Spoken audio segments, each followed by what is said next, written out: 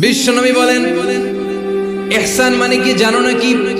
হাদিসে জিবরিলে সাইয়েদনা জিবরিল আলাইহিস সালাম বিশ্বনবীকে বললেন আখবিরনি আনিল ইহসান। নবী আমাদেরকে বলেন ইহসান মানে কি? বিশ্বনবী বললেন আনতা আবুদাল্লাহা কাআন্নাকা তারাহু ফাইন লাম তাকুন তারাহু ফাইন্নাহু ইয়ারাক। ইহসান মানে হলো এমন ভাবে তুমি আল্লাহর সামনে নিজেকে উজাড় করে ইবাদত করবে, তুমি ভাববে তুমি আল্লাহকে দেখতে পাচ্ছ।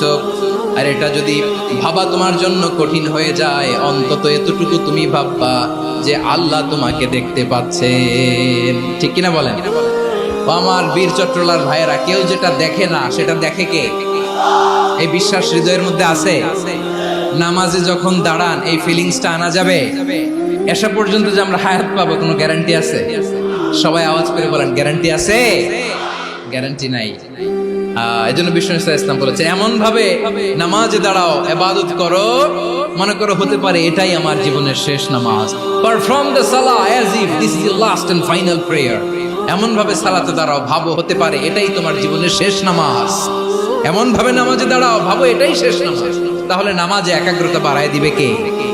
ফলে ইবাদতের ইহসান আমাদের অর্জিত হবে।